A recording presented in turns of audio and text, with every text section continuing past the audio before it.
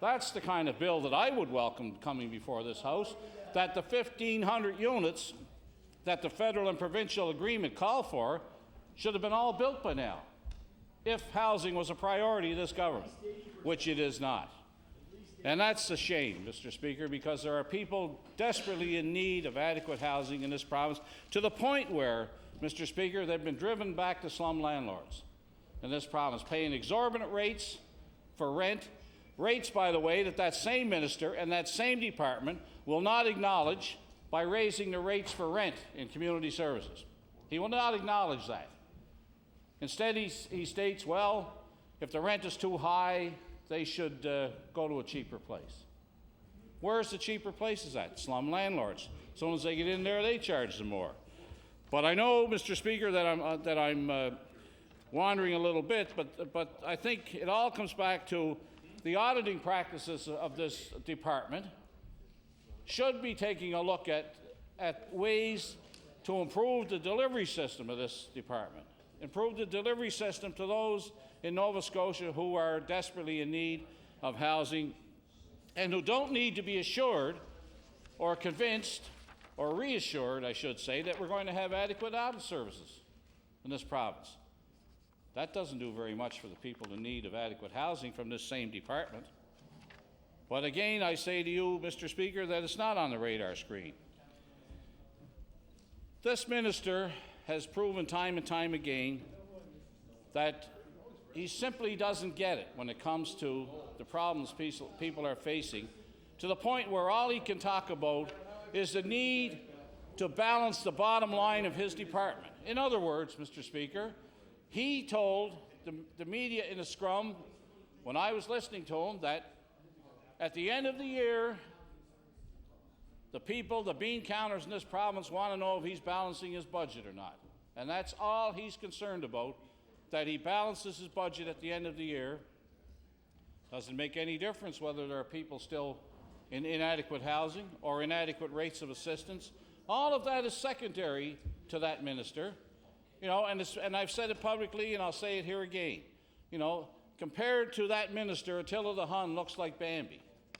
You know, and I'm going to tell you, you know, if the government wanted to stop the progressive nature of the Department of Community Services, what it used to be, they could do a couple of things. They could start replacing bean counters with social workers in that department, number one, so the people that should be getting the service delivered to them will actually get it at rates that are appropriate to today's cost of living, and in housing that's appropriate for today's living standards. That's one thing they could do. But more importantly, and immediately, what I suggested the other day publicly, and I'll say it again today, the Premier could replace that minister with somebody who actually cared about people in Nova Scotia, who actually cared about those that are living in substandard conditions in this province and are trying to live on substandard incomes in this province. That's what the Premier could do, sending a signal that his government actually does care about more than putting audit services in place for the Department of Housing. But I doubt either one of those things are going to happen, Mr. Speaker. I sincerely doubt that, because this government does not care about those in need in this province. It's demonstrated time and time again from our party and from the official opposition. Time and time again in this House, we reminded the government of their failings when it comes to dealing with people in this province who are in need. Absolute failure in dealing with those problems. The audit services that he's talking about in Bill 30 are going to shift one audit firm to another. Probably somebody will get in on this action before too long when they find out they're going to go far and afield for auditors. The audit firms in this province will love this because it'll open it up perhaps to some competition and they'll make some money. I would have hoped that along with that, that the audit services would also be given a mandate to investigate why this government is not spending the money that was made available through the 50-cent dollars in the federal-provincial arrangement or in agreements on housing in this province. It's a poor record of this government that they can come up with less than 200. And by the way, those 200, Mr. Speaker, are not built. Those are the ones that are built and on the drawing board. And by the way, as the member from Cape Breton Nova stated earlier, none of them are in Cape Breton. None of them. And down in at least in what's known as industrial Cape Breton, we can't point to any that are being built under this agreement. I don't know whether it's that political retribution for not voting for the Tory party down there. I don't know, but maybe the member from Cape Breton North might take exception to that because he's a member of the government, but apparently they've forgotten about him as well down there in terms of housing. But I can tell you, Mr. Speaker, the housing situation in this province is desperate. The people who need housing in this province are not getting it. The people who need adequate community services in this province are not getting it. And I know, Mr. Speaker, there are backbenchers in that party who know that what I'm saying is true, but they have to toe the party line. I've heard them speak as MLAs in their own areas, and what they've been saying is that the opposition parties are absolutely correct when they talk about the need for better housing, the need for better services, the need for a better deal for single moms in this province, the need for this government to pay attention to groups in this province who are less fortunate than you or I, Mr. Speaker, or members on that side or on this side. And I believe it's high time that this government took a look at its priorities. And one of its priorities, Mr. Speaker, is not Bill 230, a bill that will authorize the Nova Scotia Housing Development Corporation to have an auditor other than the Auditor General. What kind of a bill is that to come before this House that will only, some auditor must have given that idea. Why don't you open it up to us and we make a few dollars on this? I can't see any other reason why the bill would be here, can you? You know? I mean, accompanied with that bill should have been a second line saying, and any auditor be given the responsibility of trying to find out why this government is not living up to federal provincial agreements in housing and providing housing for those in this province who need it.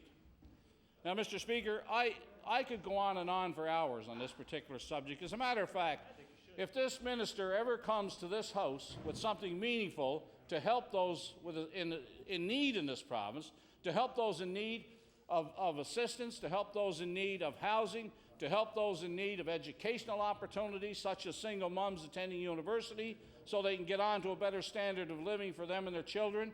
If the minister ever came to this House with legislation that would do that, I would gladly compliment him, and I would speak on it, and I would praise the government for their progressive ideas. But that's not going to happen. You and I both know that, Mr. Speaker. What's going to happen is we're going to get a new auditor for the Department of Housing. We're not getting any new housing, but we're getting a new auditor. People who need units are not going to get any, but we're going to get an audit. Just today, Mr. Speaker, I talked to a lady in my constituency who told me she's in a rat-infested unit in my area, paying over $600 a month, which community service won't pay all of it, so she has to take it from her food money in order to pay the additional rent.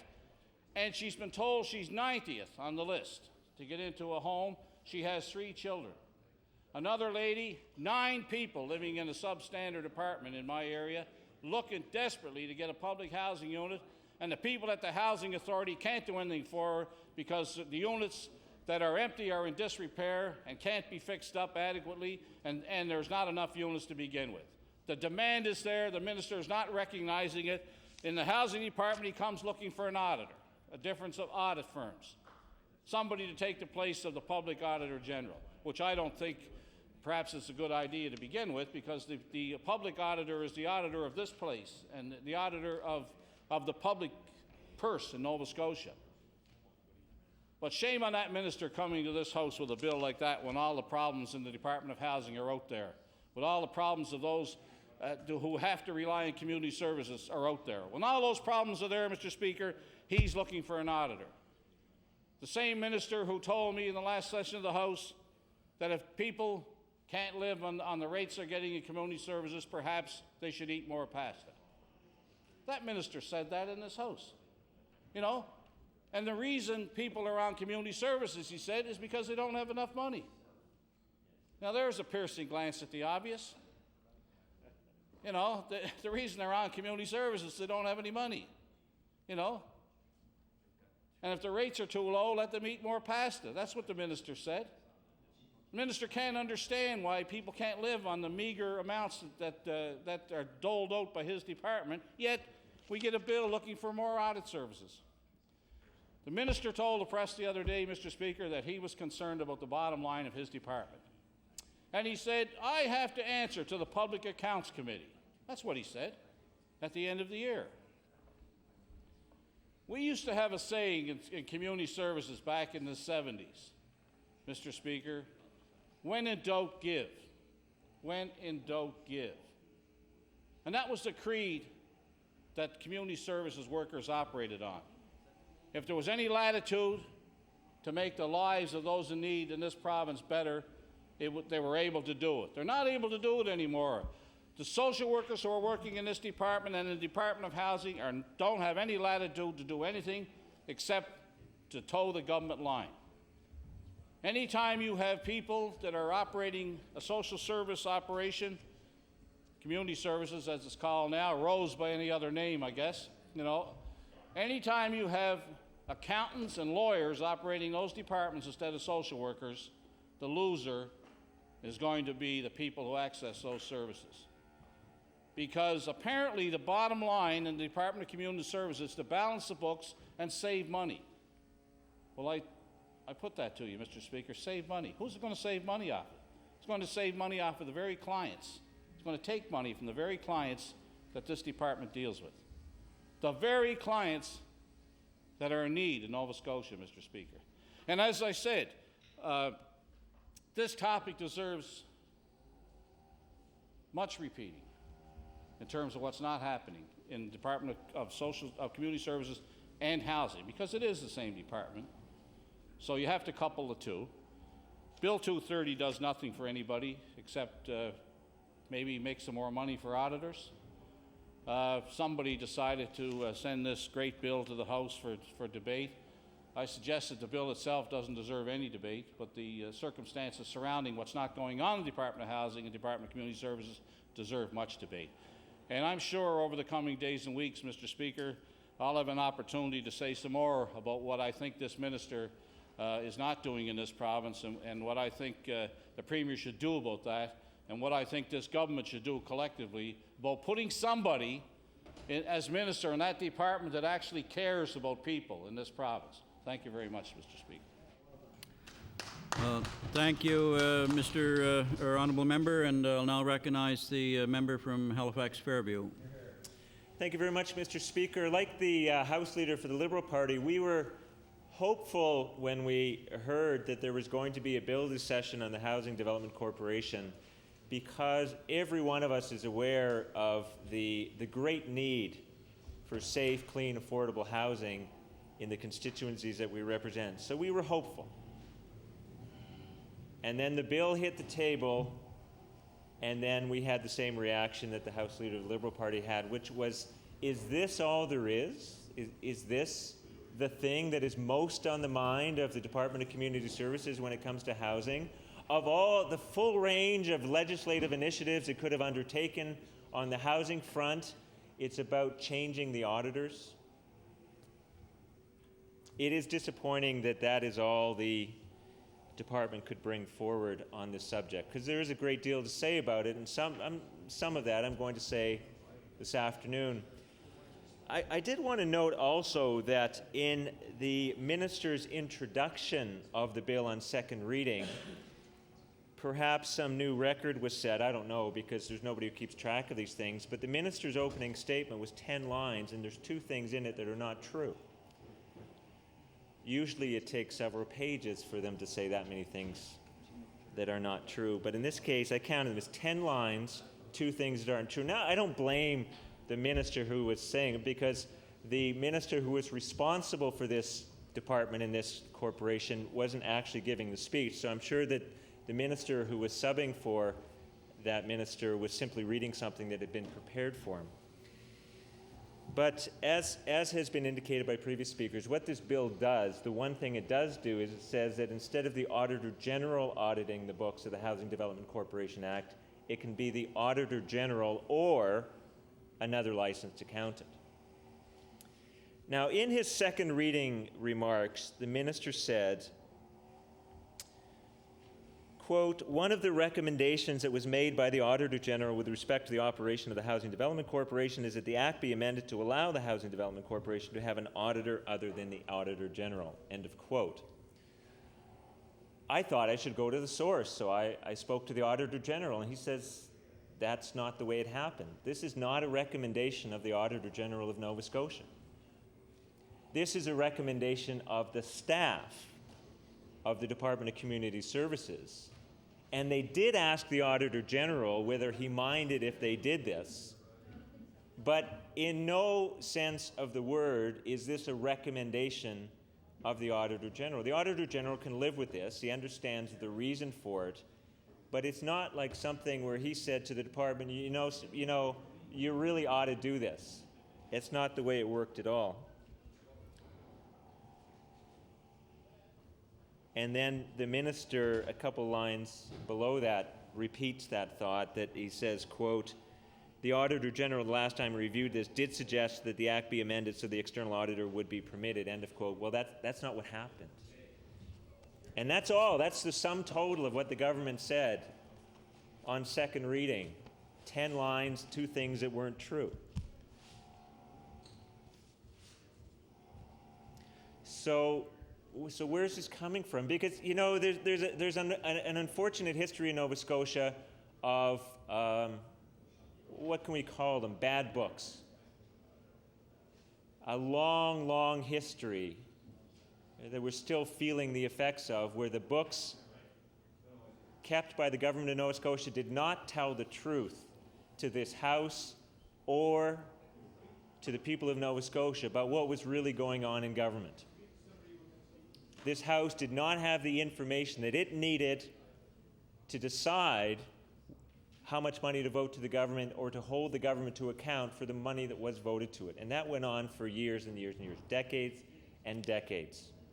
And it was only in the late 90s when that became politically untenable to continue in that way that finally steps were taken to change that sad state of affairs. And as I've always said, to give credit where credit's due, that shift was started by the Liberals in the late 90s. This was after they'd been in government for a number of years, and it was only towards the end of their tenure, what you might call a deathbed conversion to good books. They decided that they really needed to start this. So they did, and it was the Liberals who started the move. And it was the Conservatives who completed it. And a lot of work was done. And I've said this before, it's not new.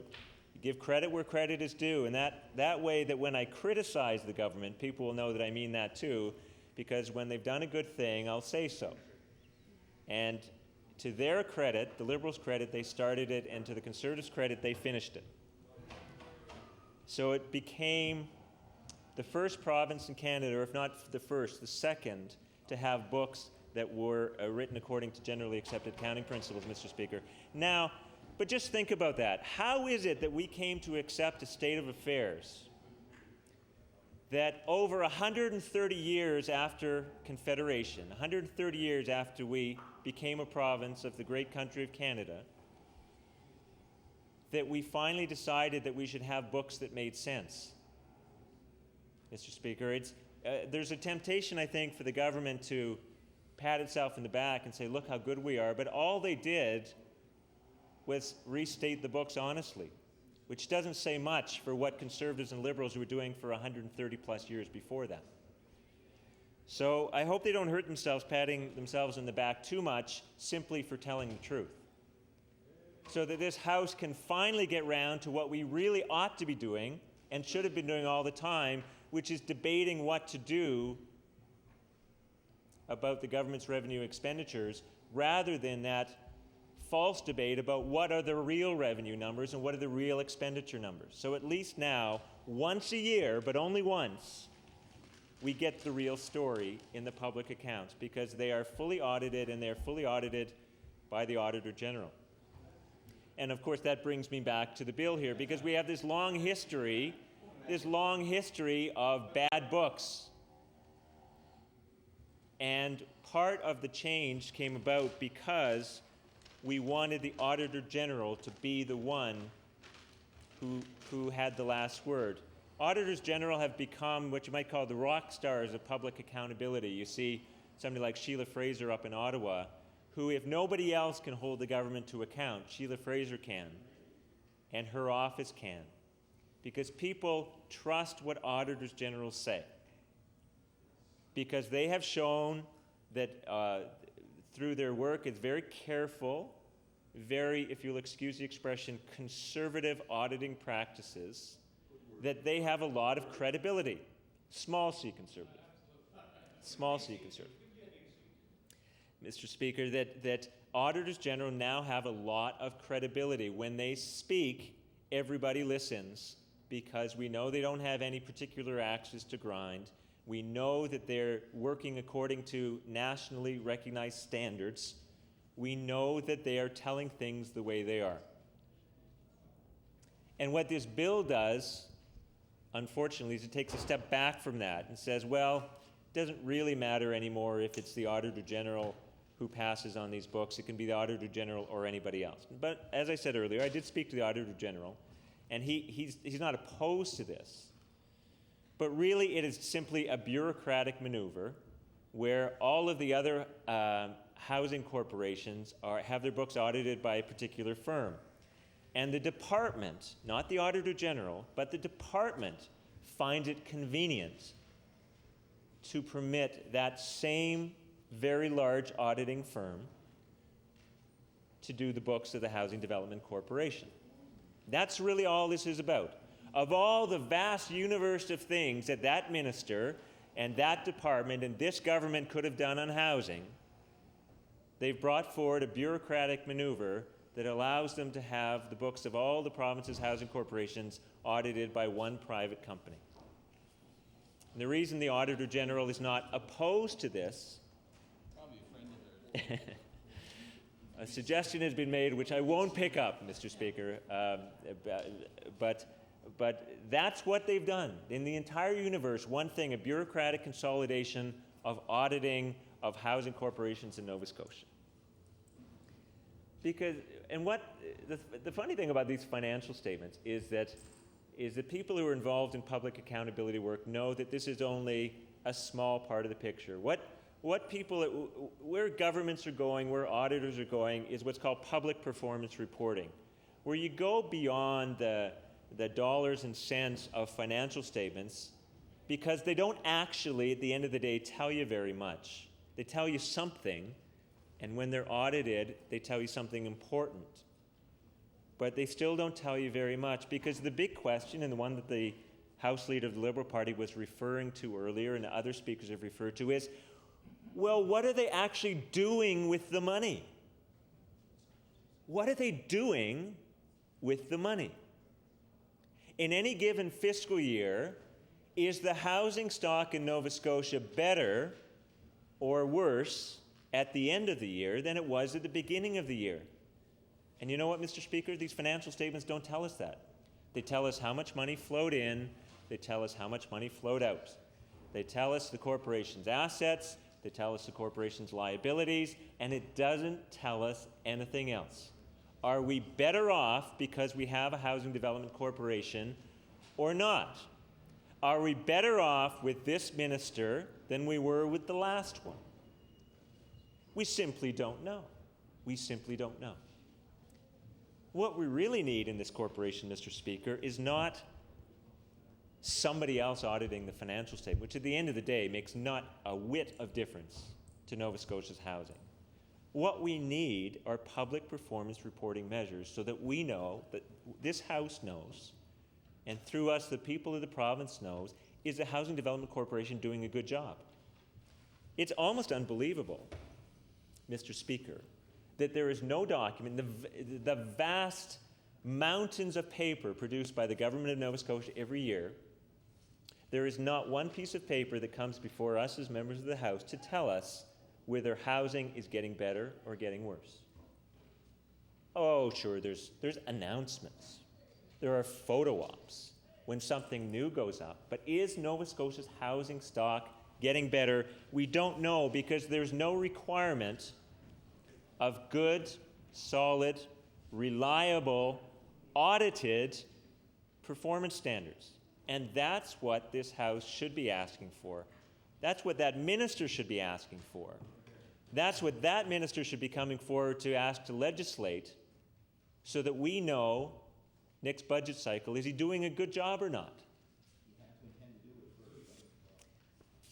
But, Mr. Speaker, that's not what he's coming to the House with.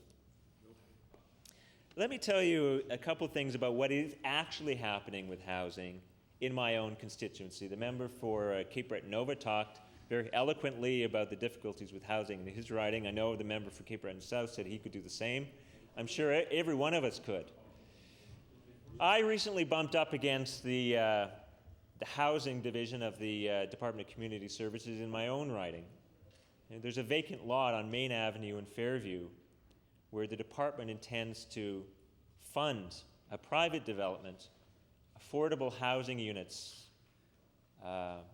in Fairview. That's a good thing. I met with the very capable staff who are dealing with this file in the Department of Community Services because they wanted to know whether the community supported it, so they asked me, as if a letter from the MLA could say yes or no to the project. And I said, well, if you want to know if the community supports it, why don't you go out and ask the community? Oh, no, can't do that. Can't have a community meeting. Nobody took responsibility for actually asking the people around this vacant lot what they wanted, what they needed, what would not only be a good housing project, but what would add to the community where this building was going to be placed. The developer certainly didn't take it as their responsibility because there's no law requiring it. The city of Halifax doesn't take any responsibility for notifying people about projects because it was an as-of-right project. And as far as the city's concerned, nobody living around the project has any right to know. And so they say to developers, just go ahead and build. The city councillor didn't think it was his responsibility because he's afraid that when you're dealing with as-of-right developments, that if you tell people around what's about to happen, it gives them a false idea. It gives them a false idea that they can actually do something about it. But that's not what it's supposed to be all about. It's supposed to be building something that adds to the housing stock and adds to the community. Now, this is a community with some difficulties, Mr. Speaker, because there are some very bad buildings just down the hill from it. There are some very bad landlords in my constituency who let their buildings run down. It's clear that they don't consider an investment in the actual building itself to be worth their while. So the rents go down. People come into those buildings who have few options. As the member for Cape Breton South referred to earlier today, people get driven into the arms of these slum landlords. They don't do it because they want to be there. They don't do it because they like the building. It's because they have very few options. And the principal problem is that the shelter allowance given by that same Department of Community Services is utterly inadequate to house people properly in the city of Halifax. And so people get driven by that department into the arms of slum landlords. Well, I mean, nobody took it upon themselves to ask the community around the building whether they thought it was a good idea or not, so I did. So I went knocking on doors, dropped off leaflets, or not leaflets, I dropped off a letter with information about what was going to be built. It hasn't been easy, Mr. Speaker, because this is a community in some difficulty. Because of those buildings, which I can only describe as slums, further down the hill on the same street, the whole neighborhood is getting dragged down. But here's the irony of the situation. There is one public housing building on that street, and it's the best building on the street. It is the Seniors Housing Complex at 3 Ford Street, owned and run very well, I might add, by the Metropolitan Regional Housing Authority. So that's the public housing project on the street, and it's excellent. Everybody loves it. It's a well-maintained building, and they're great neighbors. And down the street are the buildings owned by the private landlords. They're not all bad. There's a whole row. There's 7 or 8 in a row. And there's only really, in my opinion, 1 that's disgraceful. And there's 2 that could use a lot of work. And the rest of them, frankly, are fine. But the problem in that neighborhood is that these bad buildings have caused so many problems for the neighbors that they're opposed to any expansion of anything in their neighborhood. They don't want anything to be built because their experience with the existing buildings is so poor. They say if that's bad, then another building must be worse. Well, I'm not going to say those people are wrong, Mr. Speaker. I think the project is set up in such a way that it is going to be different. But try and talk to people who have got years and years of experience with bad buildings and try and convince them that another building, funded by their tax dollars, is actually going to make things better. What I would like to see is a Department of Community Services that is able to look at the global picture of housing, not just what's going to go in that vacant lot, but what impact is it going to have on the people living around it?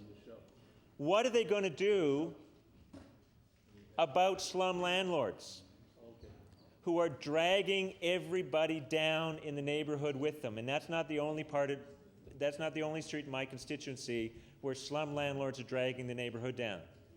There's another one, Mr. Speaker, which almost unbelievably is worse. The absolute dirtiest, slummest building in my entire constituency, Mr. Speaker, is on a completely different street. But these are people who are known for running slum buildings. This is their thing. This is what they do. It's their market niche. Is they run a slum and they take desperate people who do not have a lot of options, who don't have anywhere else they can go, and those buildings drag entire neighborhoods down. So what is that minister and this department going to do about that? Their housing strategy has to go beyond the occasional news release of so many units built here. It's got to go beyond photo ops where the minister pats himself in the back and says, look how great we are, and look at housing in the context of communities. That is why when we heard there was going to be a Housing Development Corporation Act in this House, we were so hopeful. We thought, finally, the minister's going to do something. And instead, the minister changes the auditor. The other issue that's been referred to by other members, which I also hear a lot about in my constituency, are the waiting list to get into public housing. Now, the most common call that I get in my constituency office, I know it's different for other members because every constituency is different.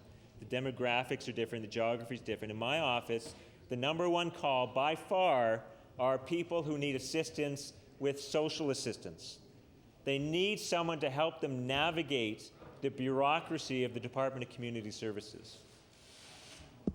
So I spend most of my time as a member of the legislature as kind of an advocacy field office for the Department of Community Services. And the second call, Mr. Speaker, is about affordable housing. That's the number one call. And the second one is housing. The point being, of course, that they both fall under the Department of Community Services. This is all connected, Mr. Speaker. So at the same time that we were hoping that the minister would be able to do something about these long waiting lists for public housing, we get a bill that changes the auditors. This is all, what I'm saying is that what we could have had and should have had, and might still have if the minister comes to his senses, is some way of measuring how well we're doing, not just the inflow of dollars and cents, but is housing actually getting better?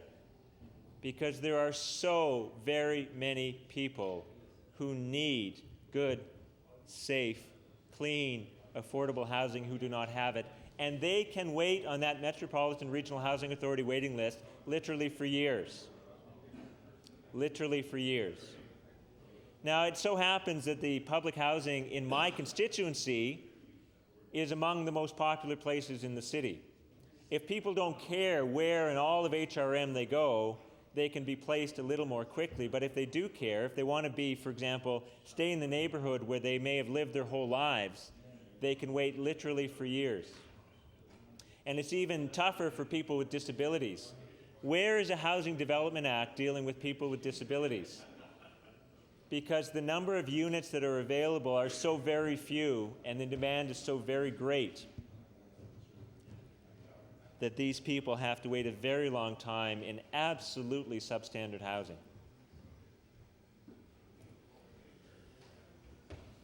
So, Mr. Speaker, that's what's on my mind when people talk about housing. That's what's happening in my constituency. That's what I need that minister to understand. It goes beyond occasional news releases and photo ops. It goes beyond auditing financial statements to actual performance reporting. How are we doing? Are things getting better? And in my constituency, the answer is no. Things are not getting better.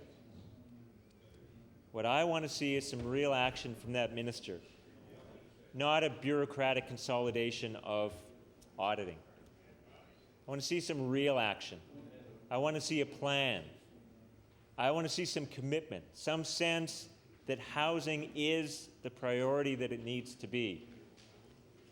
And from this minister, this government, we simply don't see that. We see a change in auditors.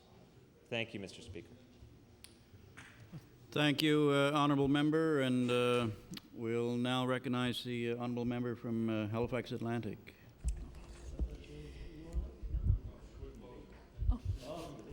Thank you, Mr. Speaker. I won't speak for very long on this because this is a brief bill and it's actually a bill of fairly minimal significance. It's unfortunate that such a slim piece of legislation is coming through when there is such an enormous administration and such slim benefits being realized from it. What this bill does is it gives the authority to appoint an alternative auditor to the Auditor General for the Housing Development Corporation. Looking at the last Auditor General's report on housing services and the Housing Development Corporation, one is not surprised that there would be some interest in seeing an alternative auditor appointed. The fact of the matter is that this report is little short of scathing. The language is as diplomatic as can be, but it is full of words about could be strengthened, should be strengthened, reviews are not taking place, rents are not being monitored, information is not being filed. And what does this mean for the people who are in fact dependent on the Housing Development Corporation and the Housing Department, the Housing Division of the Department of Community Services? It means an awful lot. It means that housing owned by the housing authorities may well be very much substandard. It may well be, as I have been shown photographs, housing whose walls are moldy. Housing which at certain seasons of year has up to 2 inches of water on the bottom of the floors. Housing with leaky slider windows, meaning that the tenants are pouring their scarce dollars essentially out the window in making an attempt to heat these units. Or it may mean housing with poor wiring at the very least. That's in what may be owned by development corporations. Then there's also the fact that there are a whole list of performance measurements which are supposed to be undertaken of housing sponsors, which is to say group homes, cooperatives, and so on. And there are also some reviews which ought to be undertaken of market rents for private housing, private landlords. The fact of the matter is that these cannot be taking place when one finds that people are living in buildings literally without roofs. This is what comes to one's attention, often after the fact. These accommodations are not being reviewed. They are not being inspected. They are not being taken account of. And that, Mr. Speaker, I would say is the responsibility of an auditor and perhaps even of an auditor general. What is going to be achieved by moving the auditing of the Housing Development Corporation away from the scrutiny of the Auditor General? I would suggest it will serve to bring the inhabitants of this housing even farther below the radar. And Mr. Speaker, I think that is a very dangerous thing, because I can tell you that the conditions in which people are living in government-sponsored or subsidized housing are dangerous, and somebody needs to be taking an account of those things. And when the government continues to pour rent subsidies into unrent-controlled landlords' premises, then the government has a financial problem as well as a moral problem. And the people depending on this also have a financial and a moral problem. An auditor is not only a bookkeeper. An auditor is also a scrutineer. It's the public conscience. And Mr. Speaker, we need a public conscience. Thank you very much. Thank you, Honourable Member. And I'll now recognize the Honourable Member from Sackville-Cobequid.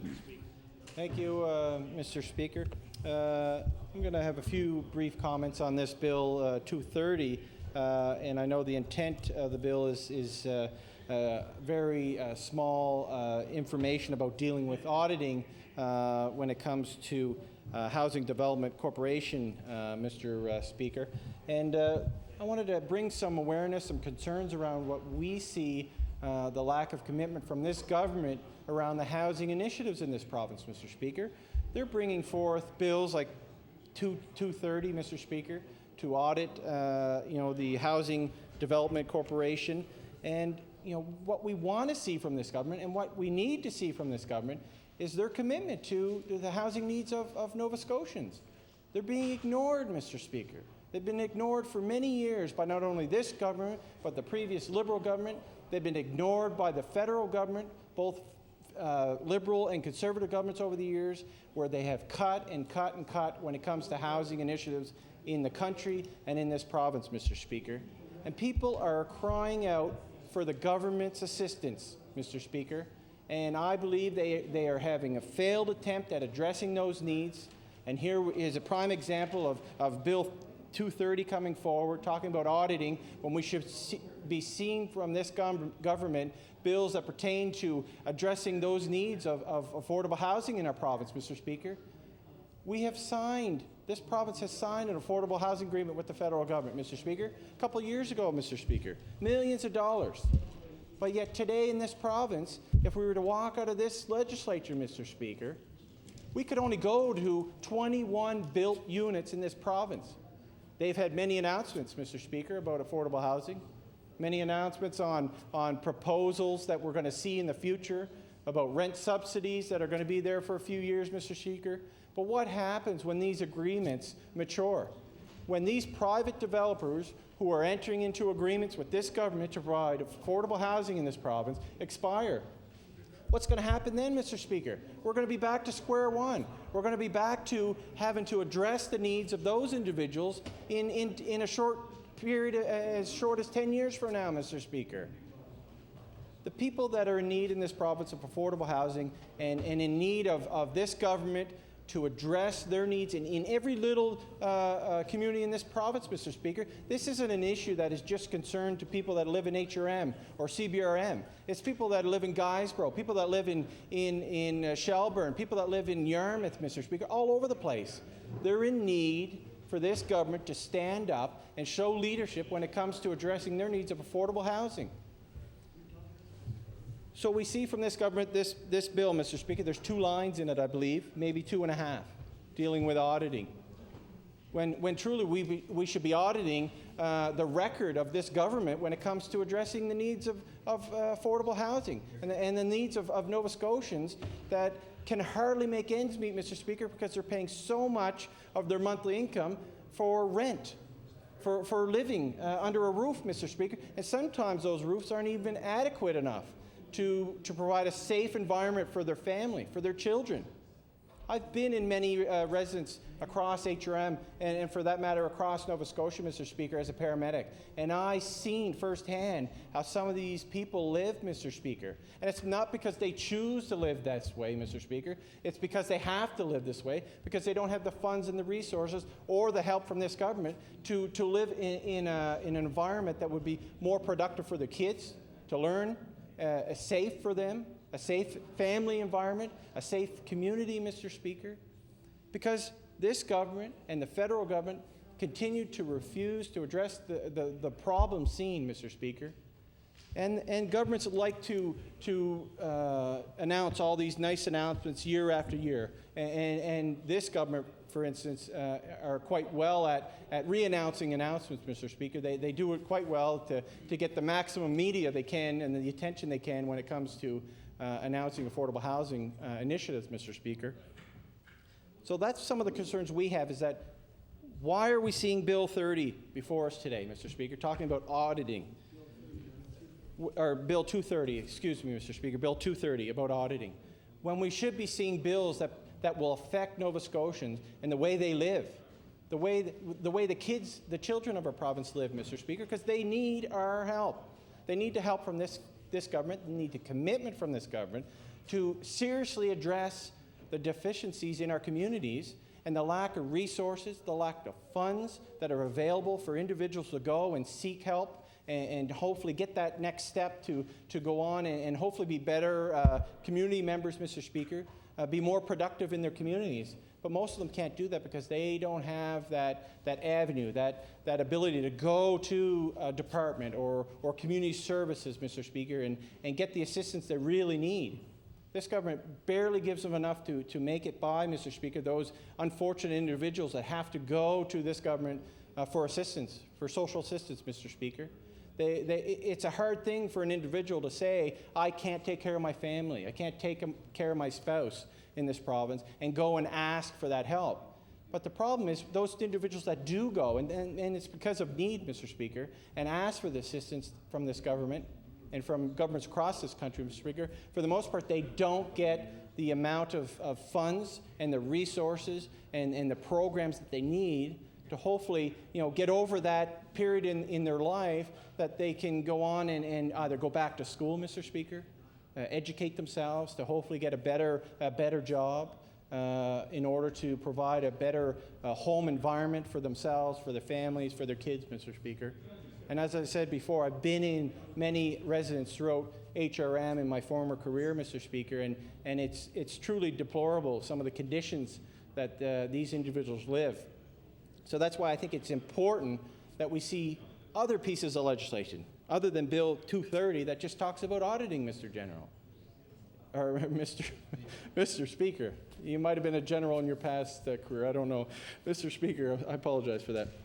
But that's what we need from this government. We don't need to see these type of bills that have 2 lines in it talking about auditing when there's so many other problems out there and so many issues that this government should be bringing forward to address in legislation that we see on the floor of this legislature.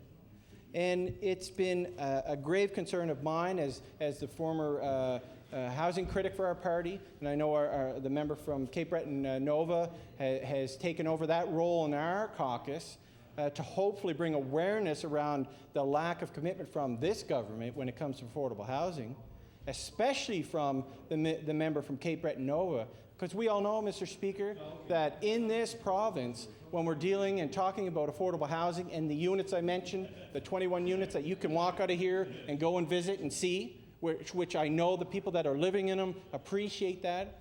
But I tell you, Mr. Speaker, we can't leave this legislature, get in our cars or take a plane ride to Cape Breton and go in and visit how those families are living in new units. Because there are no units, Mr. Speaker. Cape Breton is getting shafted.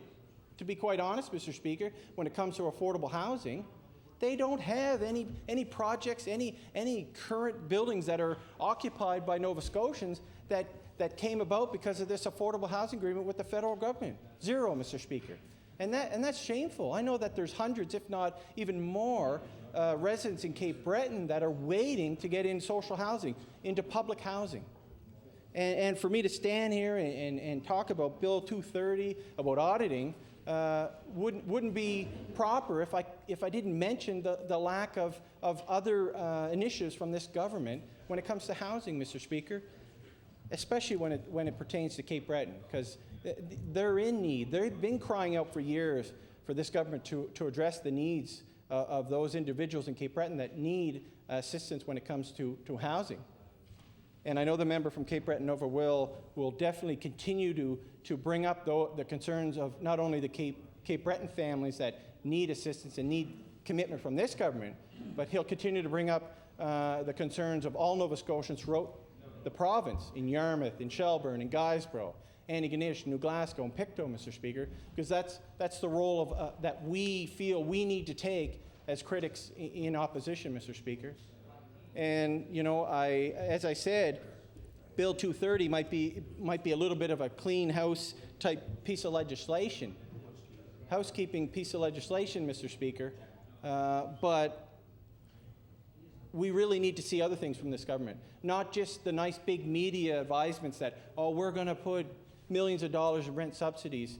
We're going to assign contracts with private developers to deliver affordable housing to Nova Scotians, but yet, we haven't seen these units built. It's great on paperwork, Mr. Speaker, great for this government to point down at their initiatives and at what they have announced, but what the heck does that do for the people that are waiting on the wait list here in Halifax, in Yarmouth, and in Cape Breton when they're waiting to get somewhere to live, Mr. Speaker? Something that, we take for granted. I know I probably take for granted. Every now and then you see the market out there, especially in my area, the new houses, thinking maybe I should buy a bigger house, Mr. Speaker. But you know what? All I have to do is remember some of the residents I've been in over the years, Mr. Speaker, and the conditions seen, not only in my community, but throughout the province, that these people are living in. I do take it for granted, the fortunate advantages that I've had over my life to live in, I think, which is probably a safe environment for my family, for my kids to go to school, get an education, Mr. Speaker.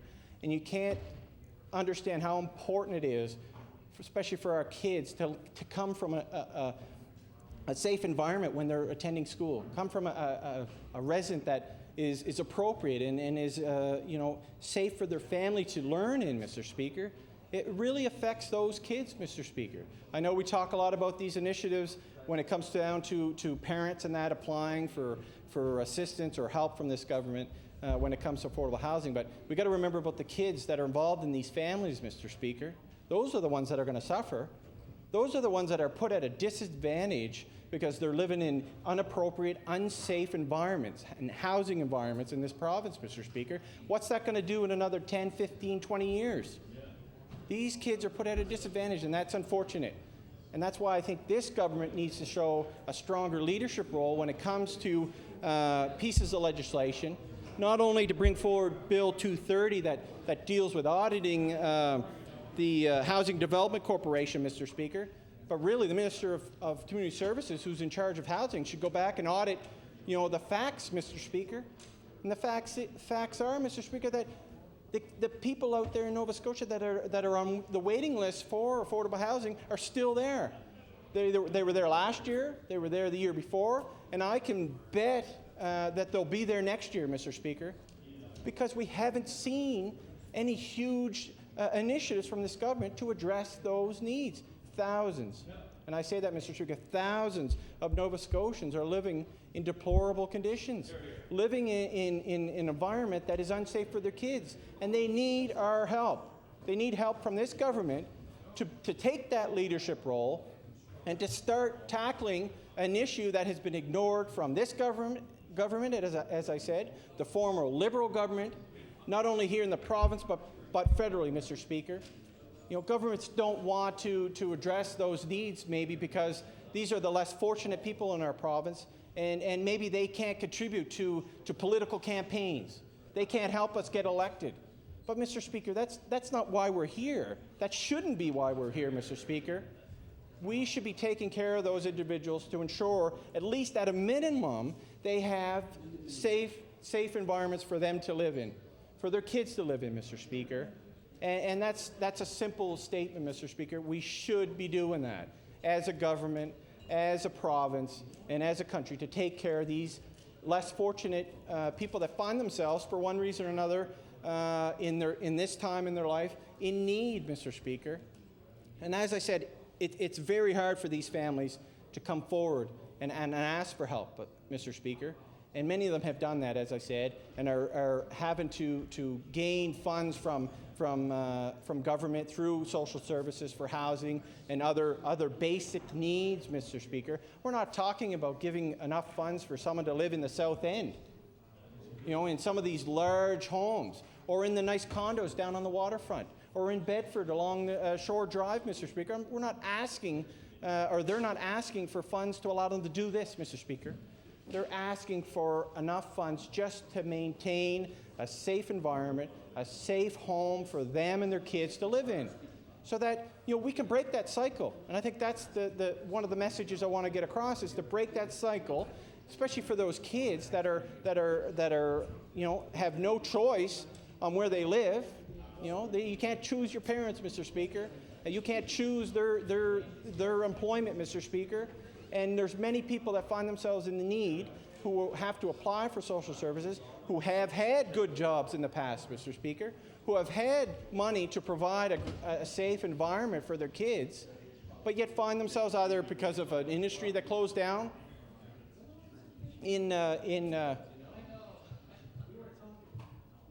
Order. Would the member allow a few moments for an introduction? Thank you.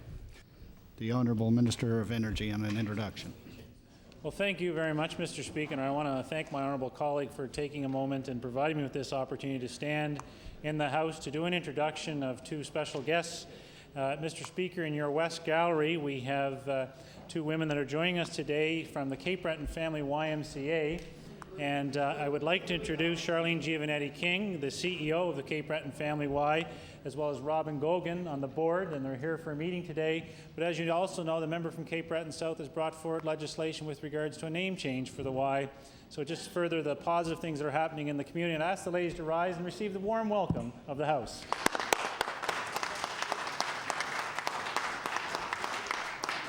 Indeed, welcome to our visitors in the House today.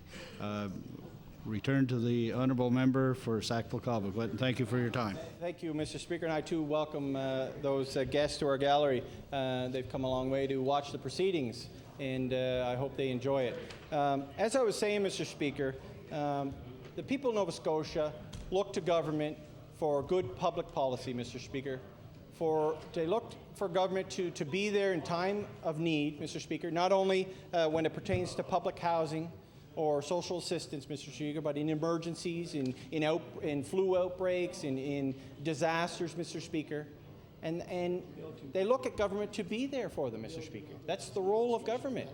But over the years, I think one thing that I can say is government have forgotten some of the roles and some of the important initiatives that they need to deal with.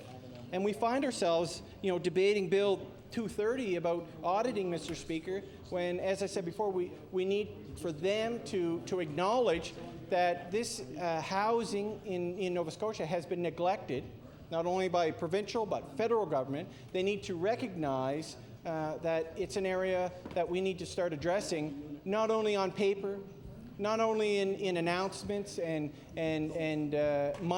potential money down the road, Mr. Speaker, but in actual bricks and mortars, if you want to say, Mr. Speaker. I've heard that terminology many times on the floor of this legislature, bricks and mortar.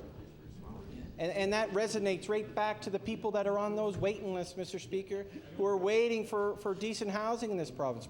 That's what's going to give them the next step. That's what's going to give them and their kids, hopefully, an advantage to break that cycle I was talking about the poverty they find themselves in.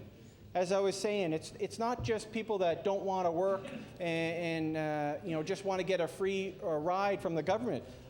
I'll admit there are those people in the system, Mr. Speaker, but in all walks of life. You don't have to look at people on social assistance who like to try to get a free ride from taxpayers, Mr. Speaker. But I think it's important that the message gets brought up over and over again when it comes to housing developments, public housing, initiatives around affordable housing on the floor of this legislature, and that we should be talking more than just about Bill 230 that dealing with auditing, Mr. Speaker. Because if I did my own audit of the housing department or the community services, Mr. Speaker, they wouldn't be getting a great recommendation from me.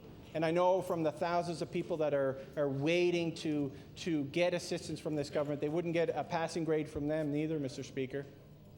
So it's the role of government to take a leadership role when we're talking about housing, affordable housing. Not just housing, Mr. Speaker, affordable housing. And when we give assistance to those people, we give them adequate funds that they can break that cycle, that they can get a safe environment for their kids and their families to live in, Mr. Speaker. Because, you know, to be totally honest, if we put so much as a provincial government down onto the municipalities in this province. And when you look at HRM, for example, and I use HRM a lot just because this is the area I represent, but it's an area where I've seen need and have worked in over my career, Mr. Speaker. And I apologize for other areas, but I know it's in other areas of this province. What we see here in HRM and what I've seen over the years is that the municipalities, if they executed their full powers when it comes to enforcement of bylaws, safety concerns, the Fire Marshal's office, for one, Mr. Speaker, and I know the Fire Marshal of Nova Scotia, Mr. Bob Cormie, was a good firefighter from my community of Lower Sackville. You know, a great representative of the fire service and really brings forward knowledge in that capacity to the Fire Marshal of Nova Scotia. If his department and the departments in HRM that deal with enforcement in the province did their job to their full capacity, to the full extent that they could when it comes to building codes, when it comes to dangerous environments for our apartments and our so-called rooming houses, Mr. Speaker, we'd be in serious trouble. There'd be thousands and thousands of people living on the streets. But they turn a blind eye, and you can't blame them, Mr. Speaker. They try their best. They do, and I want to commend the Fire Marshal and the municipality for trying to do their best to hopefully ensure that the building codes and the different bylaws that are in place in not only the municipality of Halifax but throughout the province are enforced. But if they did their job to the fullest extent as they could, as I said, we'd have thousands of individuals living on the streets. They'd be probably walking around the grounds of this legislature right now, Mr. Speaker, because they'd have nowhere to go.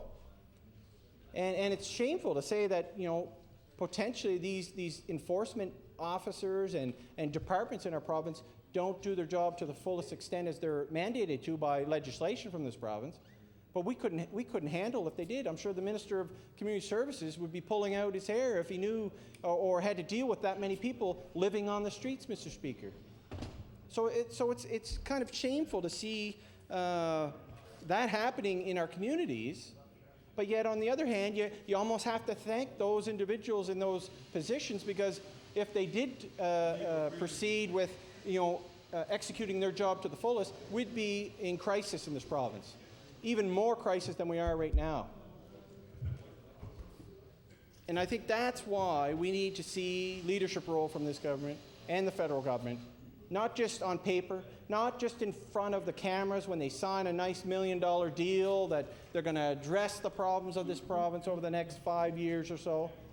They need to take a leadership role and show the people that are in need, not just me, Mr. Speaker, as the MLA from Sackville-Cobequid, but the probably 100, 200, 300, 400 people in my community that are waiting for public housing. They need to show them that government's taking a leadership role and that they're there to hopefully get them the help they need, the assistance they need, and not just say, well, community services take care of that. You can go there and apply.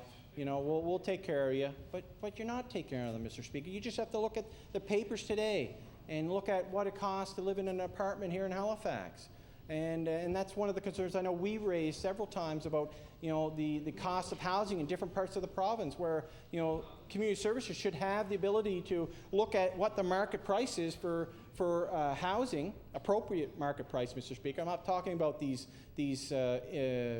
environments or these buildings that shouldn't even really be in existence in a province, that should be really condemned, but a safe, affordable environment or apartment or a house so that the families can live in, Mr. Speaker, and be able to have that flexibility to enable these people in all areas of this province to afford proper housing in their communities.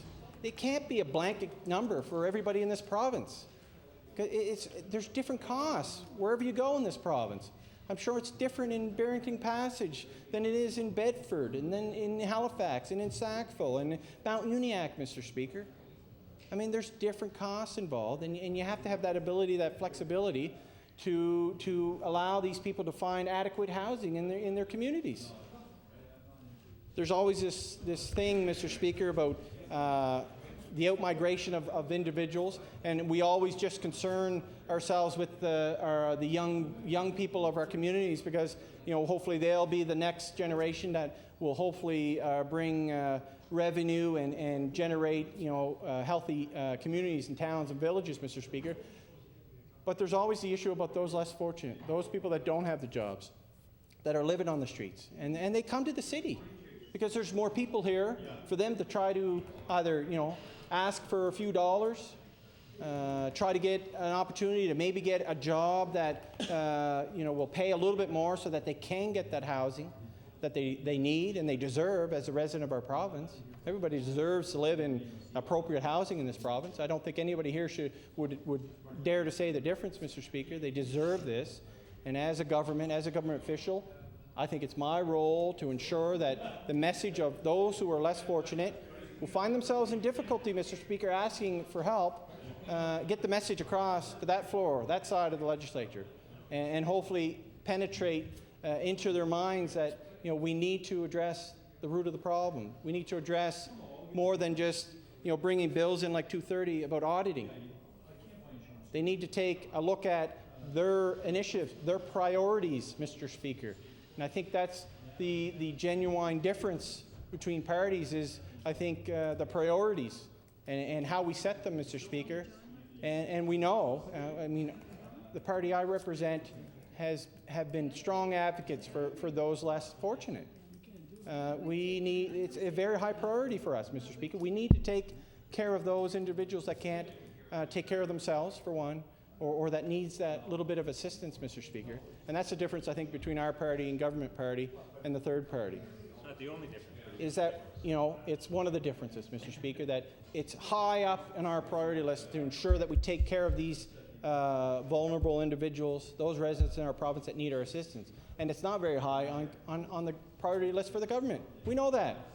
We're witness to that. Every time they announce affordable housing in this province, we realize, well, it's not a big deal. If it wasn't for the federal government, and I'll give one plug for the Liberal government, I guess, but if it wasn't for the Liberal government getting back into the affordable housing crisis in this country, this government wouldn't have any initiatives when it comes to affordable housing. They wouldn't have stepped forward with their own money to address the problems. It was all initiated by the federal government, and I think that's shameful, Mr. Speaker. As a province, we need to ensure that government comes forward with initiatives that promotes a healthier province, promotes a healthier environment for our kids. And that's where I see this government lacks, Mr. Speaker. This government does not put a high priority on the affordable housing crisis in our province. They'll all stand up and say, I agree with it. Yeah, we need to do something. But as I said, if it wasn't for the federal government, they would not have any real policies or prioritize affordable housing in this province, because the federal government's there with money, but they made it a definite clause in there that this government, provincial governments, need to be at the table when it comes to affordable housing. I know that the federal government years ago got out of the housing initiatives, downloaded it onto the province, which was an unfair thing to do. It really was. But we can't just say, well, they downsized it onto us, downloaded it onto provincial government. We'll just leave it fester for a few years and see what happens. Maybe the problem will go away. But, Mr. Speaker, it's not going away. It's still there. It's here today. It's here. It's going to be here tomorrow, next year, and the year after. It's going to be here long after the initiatives brought forward by this government about rent subsidies and the agreements that they're getting involved in with right now with private developers to bring affordable housing to Nova Scotians. It's not going to be there afterwards, Mr. Speaker. What's going to happen to these individuals? We're going to be in the same boat 5-10 years from now, Mr. Speaker. 15 years. And, I think that's why we got to emphasize the fact that, I read a study from University of Toronto, Mr. Speaker, about rent subsidies, and that it's a quick fix for government. Quick fix for government, because it gets you the biggest exposure quickly with not a lot of effort, Mr. Speaker. Not a lot of effort. And it allows for private industry to benefit from those decisions by government. I've said it before about health care. There shouldn't be any profit made in health care, and I think everybody would agree, many Nova Scotians would agree, and many Canadians would agree, that in health care, you shouldn't be making a profit. And I know, we're treading around the area of that right now with some of the private clinics, Mr. Speaker, that we see popping up across the country, but right across the harbour here in Nova Scotia. But we can't allow government to allow profit to be made from addressing the needs of those vulnerable, like the affordable housing initiatives, Mr. Speaker, and that's what this government's doing. By not investing in public stock and increasing public stock, then we're just going to be in this same position years down the road, Mr. Speaker. And when we talk about public stock, it's not the new ones that are going to be built. They're going to be great. There'll be nice new paint, new drywall, nice new trim in these apartments that might be built. But what about the current public stock, Mr. Speaker? I've been in it as a member of Sackville-Cobequid in my own area, but I've been in the public stock that the province owns throughout my career as a paramedic, Mr. Speaker, and there's been such a lack of commitment and funds put into the public stock that we have in this province. They're in sad shape. They're in sad shape, Mr. Speaker. I've been in residence here in Halifax that you could actually see out through the corner of the window, Mr. Speaker. And I said, well, do you own this home? No, the government owns this home.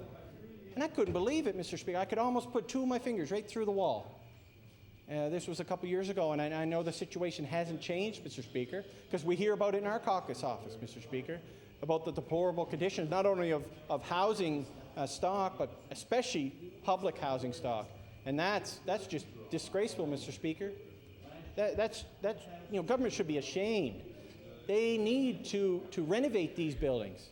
Not only the public stock, but you look at some of our seniors complex in this province, Mr. Speaker. Some of them were built, and I know the ones in my community in Sackville, we have 3 of them that were built in the 70s. It was a great initiative then. We need to have an area for our seniors to live in, especially in the communities where many of them have lived their whole lives, who have brought their families up and their kids up. Sorry, member, would you allow some time for an introduction? Sure, Mr. Speaker. Thank you. Minister of Education. All members of the House, I turn the attention of the members to the West Gallery, where we're joined by Mr. Bill Black, who is the recently nominated candidate in Halifax Citadel, and I'd ask Mr. Black to stand and receive the warm welcome of the House.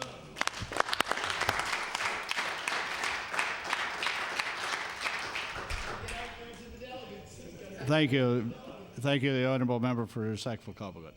Well, I also welcome the visitor to the gallery, Mr. Speaker, and hopefully he'll take away from some of my debate some of the problems, not only in the riding he hopes to represent, but throughout the province, Mr. Speaker. But I was saying, Mr. Speaker, I was talking a little bit about public stock and the ownership of the province with the facilities and the buildings they have. And as I was saying, in my community, we have 3 senior complexes that we need in our communities.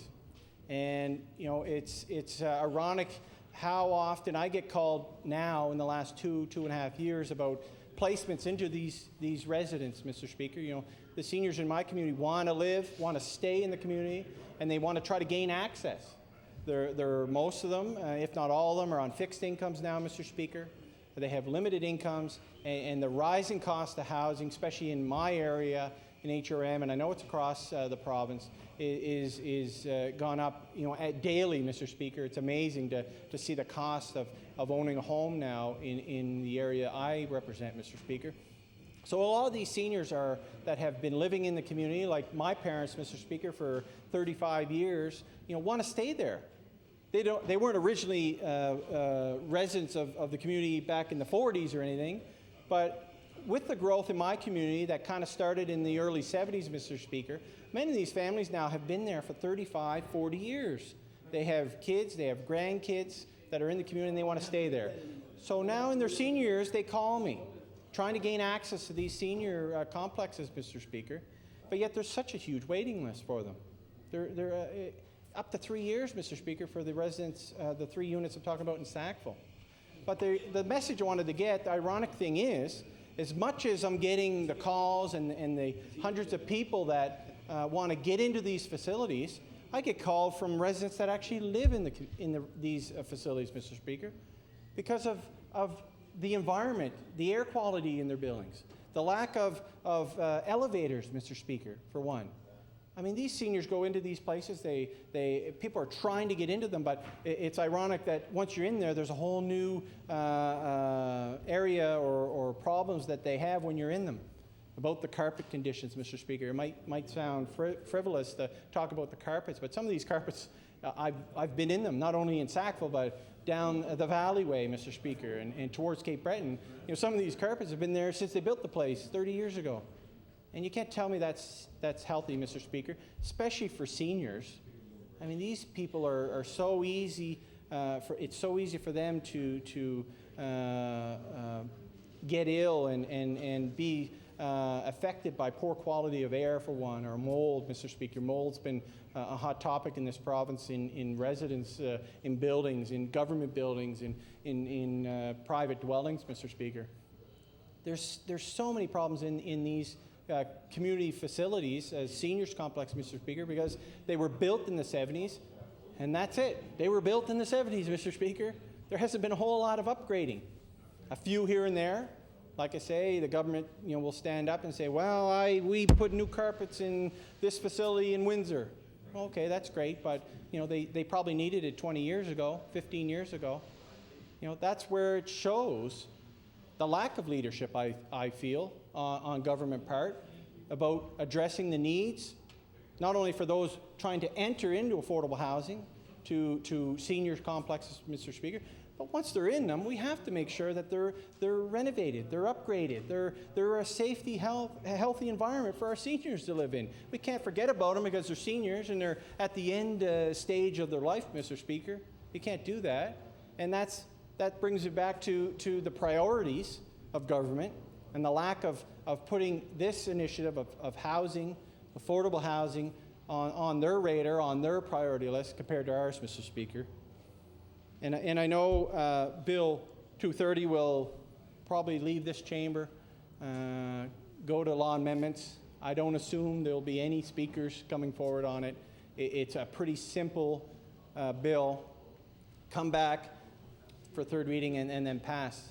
But that's the thing, Mr. Speaker. It's a simple little bill, and it's dealing, and it's the topic of it, housing, isn't a simple problem, Mr. Speaker. It's a serious problem, and we need government to be serious about fixing it and helping those that need affordable housing in this province, and hopefully fix and support the people that are in affordable housing, in the public stock housing, in publicly owned buildings like our seniors complexes in this province, Mr. Speaker, and all the other buildings that the province owns. But as I said initially, that there is no leadership in this government about addressing these needs. We haven't seen an increase in public stock from this government, Mr. Speaker. And that's the shameful part about it. We need to do that. We need to get into addressing that. As I said before, I mentioned the study from University of Toronto about it's so easy for politicians to dish out rent subsidies because, here's $10 million. Here we go. We're going to address the problem. Right on paper, Minister of Finance can write a check. Usually they don't write a check overnight, Mr. Speaker, because these deals usually stretch over several, if not many years, if not a decade, Mr. Speaker. What we need is for this government to actually increase the amount of stock that they have. The report from that I read stated that rent subsidies alone do not work. They do not work, Mr. Speaker. It's just a fix quick for government to get their media, to try to show to people, their voters, that they're concerned about affordable housing, that they're going to try to tackle the problems and the crisis we see in affordable housing. But what you need with rent subsidies is the public stock, which in turn means, Mr. Speaker, that they need to build the buildings, own them themselves, allow people to move into them that are on wait lists for affordable housing, and just think about, it's an investment, Mr. Speaker. Just like my home is an investment for me. I still owe a heck of a lot of money on it. I don't own it really. The bank does, or the credit union does. But eventually, down the road, when I continue to keep paying on it, it's an investment for me because it's going to be mine. It's an asset for mine. I can use that down the road to borrow, probably borrow for my kids' education because it's going to be expensive. I believe it, Mr. Speaker. So this government needs to listen to those people who have studied affordable housing. There's experts out there, Mr. Speaker. The government aren't experts in it. Neither are we. But we have to take the advice of those people that are educated in it, that are working in it, that deal with it every day, and we've got to look at their recommendations.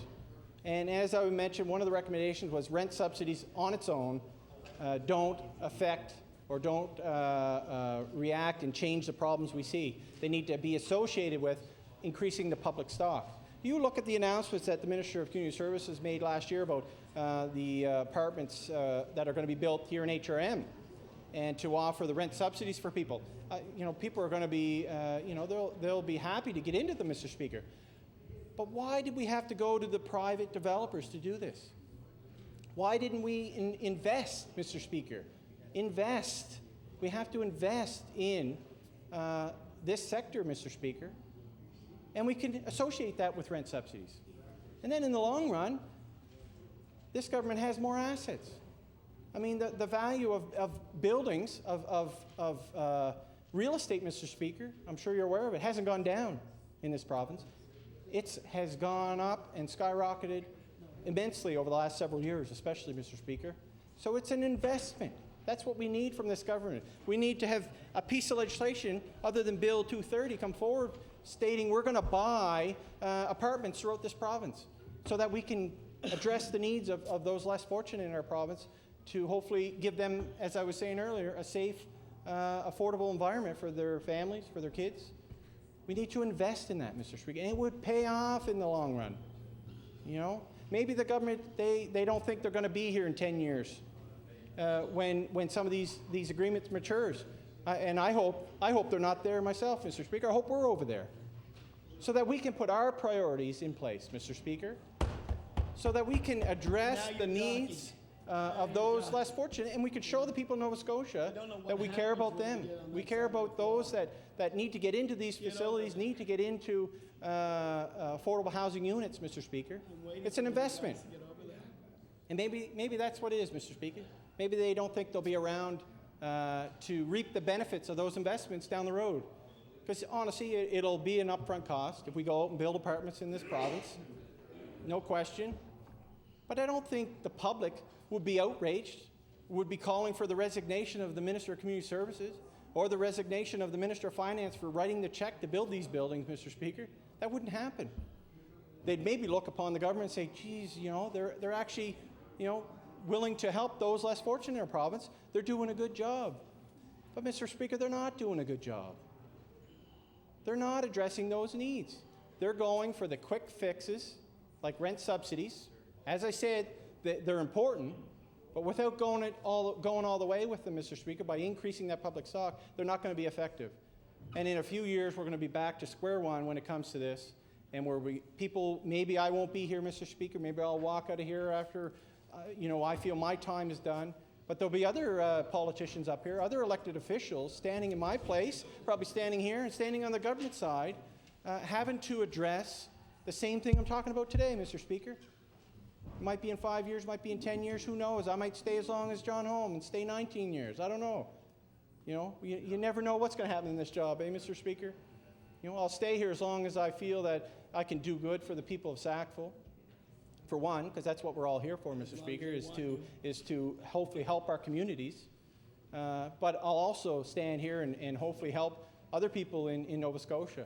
Because, we all know people from all over the province, and we need to address their needs too. And it's important that, we do that, Mr. Speaker. And by this government not taking that leadership role, as I was saying, when it comes to affordable housing and allowing the federal government, for one, to dictate to us what we're going to be doing. It's really dictating to the government that, well, here's some money, but you've got to put up your own money to hopefully garnish some of that support from the federal government. There's been a lot of issues brought up, not only by me, but my colleagues here in the House, Mr. Speaker, about concerns about Bill 230, where it's just a simple little bill talking about auditing, and that it lacks, the advice, it lacks the information that is truly what we need to be talking about, Mr. Speaker, and that's the need of affordable housing. We need it in all walks or all areas of this province. One of the things that amazed me, Mr. Speaker, not too long ago, it kind of affected the area where I represent, was an announcement by the Minister of Community Services about bringing affordable housing to an area of the province of Upper Sackville, Hammonds Plains, Mr. Speaker. And they own the land. And, it was amazing to me to see within a day or two that announcement being retracted, Mr. Speaker, was taken off the books. The Minister of Community Services made the announcement, but then in the media the next day, the Minister of Service Nova Scotia, who represents the area, said he didn't really know about it, and then within 1 week, I believe, Mr. Speaker, it was canceled. And some of the concerns from the Minister from Service Nova Scotia stated that, well, there was no public input. The public didn't know anything about it. Well, my God, Mr. Speaker, he sits at the same cabinet table as the Minister of Community Services. He should have known about it. He should have known about it, and he should have known about it before it got to the papers, before it was announced by the minister. And he should have went to the people that he represents and informed them, educate them about what this proposal was going to do. What is frustrating for some of the residents of this province is that usually they don't find out about anything until it's already announced or they're building it. And that's where government needs to inform the public so they don't have that NIMBY effect in a community about not in my backyard, Mr. Speaker. You can't blame residents, I guess, for not knowing the facts, being unclear of what's actually going there, and that's what happened in this case, Mr. Speaker. And the minister that represents that area should have known. He sits at the same cabinet table as the Minister of Community Services about this project, Mr. Speaker. And he should have informed the people he represented. And I think it's important that government gets out into the communities and educates them, informs them about what they want to do. There was supposed to be another senior complex, Mr. Speaker, in that area. And because of rumors, plain and simple, rumors about what was going there and what wasn't going there, now that area, it doesn't have a project on the books about adding to the senior complexes in my community, Mr. Speaker. And I say my community, but of that area. I'm not saying just Sackville. More than people from Sackville would have benefited from that, Mr. Speaker. There would have been people from Fall River, Beaverbank, the MLA from there probably would have enjoyed being able to go back and tell people that, listen, you don't have to go away to live in another community that far if it was built in that area. You don't have to move to another part of the province. You could have, we could have had a facility built close to home. I'm sure he would have rather it been right in his riding, but we can't have so many of those opportunities to put them exactly in our ridings. Just like the long-term care facility that is announced by this government that was supposed to be built in the Bedford-Sackville area to address the needs there. I'm sure the Minister of Finance would love for it to be in Bedford. I would say I would love for it to be in Sackville, but as long as it's built in that area so the people in that area can take advantage of it, that's what's important. I don't care if it's in Sackville, Mr. Speaker. As long as it's built in that area so that the people that are in need of those facilities, like long-term care, like seniors residents, like affordable housing, gain access to them so that they don't have to move 100, 200, 300 kilometers away to find affordable housing. Many seniors in our area, and I know the minister from Upper Sackville, Hammonds Plains knows this, would love to downgrade their homes. I believe he was in real estate before.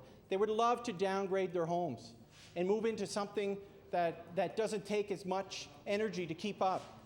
But you can't do that in our community because they can't afford to stay in the community because there's no facilities that would accommodate them, Mr. Speaker. So that's a lack of priority on this government, is that they don't prioritize the need for affordable housing in our communities, not only in Sackville, Mr. Speaker, but in Yarmouth and all over this province. They like to go to that quick fix, Mr. Speaker, those announcements made that we're going to spend millions of dollars in affordable housing. But let me see them. As I said before, you walk out of this legislature, we can actually take a drive and go and see 21 units, Mr. Speaker. And I can't remember the date. I think it was 2002 when the affordable housing agreement was signed, Mr. Speaker. 21 units. And that's on mainland Nova Scotia, Mr. Speaker. 0 units in Cape Breton. None.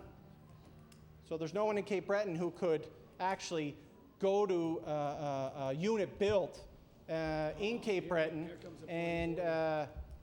and see how this government has addressed their needs in Cape Breton. Order. The honourable member for Hammonds Plains Upper Sackville on a point of order. Yes, Mr. Speaker. The member opposite spoke about the community, particularly that he lives in Millwood, my constituency, and the issues that they had with respect to a community services announcement that was made a number of months ago. The member would know and should know that it was a preliminary announcement, that it had to go through a process that considered things like environmental issues, school capacity, and compatibility, and the size and the scope. Mr. Speaker, those things were taken into consideration, and the Minister of Community Services made an appropriate decision. And Mr. Speaker, at the same time, I made sure the people who I represented, their issues and concerns were brought to the Minister's attention. And if I recall correctly, the member opposite also agreed with me in a private conversation that it wasn't the right place to put that facility. So I'd like to know if he's for it or against it, and maybe he needs to explain to his neighbours what his position is, Mr. Speaker. Thank you, member. It wasn't a point of order, but it was very informative. So I'll ask the member to please continue your assertion. Thank you, Mr. Speaker. So I want to say again that the lack of leadership from this government when it comes to affordable housing is prominent, Mr. Speaker. It's prominent, not only to our caucus, but to the people of the province, and especially to the people that are on the wait list to get into affordable housing, to the units that they hope that this government will build eventually, and not just cancel announcements, Mr. Speaker. They want to gain access to them, Mr. Speaker. And as I said, without that leadership, without going to the community and educating themselves, educating their neighbors, and all MLAs should be responsible for educating their neighbors and the people they represent about the needs of certain facilities in our communities, Mr. Speaker. And I could say that I'm fully supportive of hopefully increasing the number of affordable housing units, not only in Sackville, Mr. Speaker, and in my community where I live, but across this province. And I support those initiatives from groups that are pushing this government to address those needs and to stop ignoring them and ensuring that they put these needs on the priority list of this government. And they don't do that, Mr. Speaker. And they will continue not to do that. I'm sure of it, Mr. Speaker. Yes, they'll spend millions of dollars just because the federal government has come down and said, we'll give you a bag of money if you add a little bit to it, and you can take some of the glory about us addressing affordable housing needs in this province. But that's not going to do it, Mr. Speaker. As I said, we need to address and ensure that these people have units that they can actually live in right now, Mr. Speaker, tomorrow, the next day. My Lord, you see developments going up here in no time, Mr. Speaker. Habitat for Humanity can build homes in weeks, and they're volunteers. Why can't government be involved in initiatives that build affordable housing units in weeks? My God, the resources that they could use, Mr. Speaker, and they have available to them. Go to some of the businesses that they get funds from or donations from and say, listen, do this for us. But they won't, Mr. Speaker. It's such a drawn-out process, and there's no real reason in my mind and in our minds as a caucus that why these units aren't being built now. We could just look around outside about buildings going up in no time, Mr. Speaker. The Cobequid Centre in my community, the new hospital, that's being built. It's been delayed and delayed and delayed by governments, but it's finally being built. Why can't we have the same initiatives? Why can't this government use their ability to address these needs of those in need of affordable housing and build the buildings, Mr. Speaker? Increase the public stock. As I said, it's an investment for government down the road. It's an investment. Think about these buildings that we'll own in the future once they're paid off. They can give themselves an interest-free loan, Mr. Speaker. Go to NSBI. Maybe they'll give the government the money to build these buildings, Mr. Speaker. I mean, really, if that's what it takes, do it. So that we can show the rest of Canada, for one, and the federal government, that we're serious about addressing the needs of those less fortunate and the needs of people that need affordable housing in our province. And let's not just wait until they come to us with another agreement and a bit of money to try to get the support, I believe, of the voters. We can't think that way. Government can't think that way. If they did the proper things and they took care of those less fortunate in our communities, that's going to radiate throughout the communities as saying, there's a good member, there's a good government. They're taking care of everybody, the whole community, Mr. Speaker, the whole province. That's why I think our priorities are different than theirs, and that we have to stand up on occasions like this Bill 230 and not only talk and emphasize the fact that we do need to see other pieces of legislation that deals with these problems. That's our job, and we'll continue to do that, Mr. Speaker. We'll continue to express the concerns of those in our province that are in need, and hopefully get the message out to them that government's priorities are out of line. They need to address this problem. It would radiate into so many aspects of government when it comes to saving money, Mr. Speaker.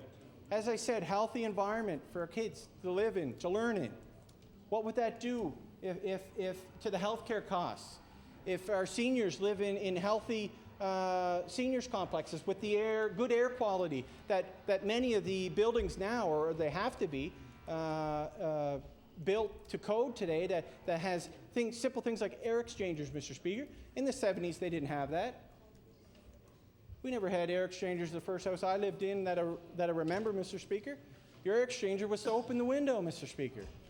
But now there's rules, regulations, and laws that state we need to have healthier environments in our houses, healthier air. So why doesn't that pertain to our seniors complexes throughout this province? I was in one, Mr. Speaker, that actually had a fan at the end of the long hallway, but it was turned around. So the fan was blowing down the hallway with the open window behind it to try to bring air in, fresh air, Mr. Speaker. Think about the health problems, especially respiratory, in this province, especially with our seniors. And if they had even a little bit more cleaner air to breathe in their homes, in these senior complexes that the province owns, imagine what the cost we could save in healthcare. We'd save some money, Mr. Speaker, no doubt.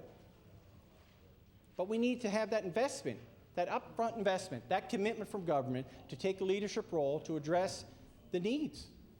Investment, Mr. Speaker. What would it save in healthcare for these seniors? Same as our kids. If they were brought up in a safer environment, a safer home, so that they can get to school and they educate themselves, and maybe break that rut that they're in as a family unit. What would that save if that kid went on to go to university, to educate themselves, to get a good education, get a good job, start paying taxes?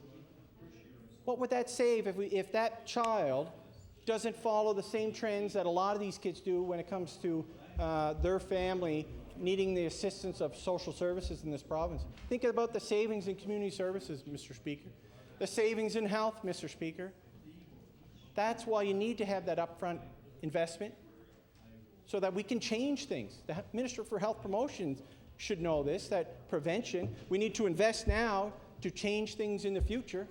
Just like affordable housing, Mr. Speaker, we have to invest now so that down the road we're in a better position, and then maybe someday we won't have the waits that we have for people to get into affordable housing, or the crisis seen in some of the areas of our province when it comes to poverty and crime and the cost of health on the budget of government, Mr. Speaker. We need that investment. And that's why I think we need to see more bills with the title housing in it, Mr. Speaker, other than Bill 230 that talks about auditing. We need to see bills that will directly affect the lives of Nova Scotians to ensure that they can be prosperous, that their kids can grow up in a safe and healthy environment and be productive Nova Scotians, Mr. Speaker.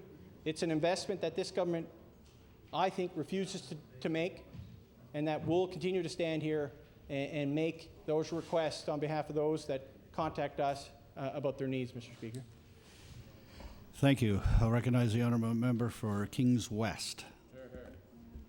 Thank you very much, Mr. Speaker, and certainly wanted to have the opportunity to say a few words on this bill, or as it's now being called, a bit of a non-bill.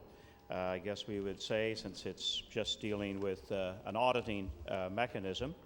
And the member opposite, of course, went on at great length, explored a lot of detail, and also thinks that his party has total ownership on this issue. But I don't think we could be an MLA without dealing with this particular issue of housing.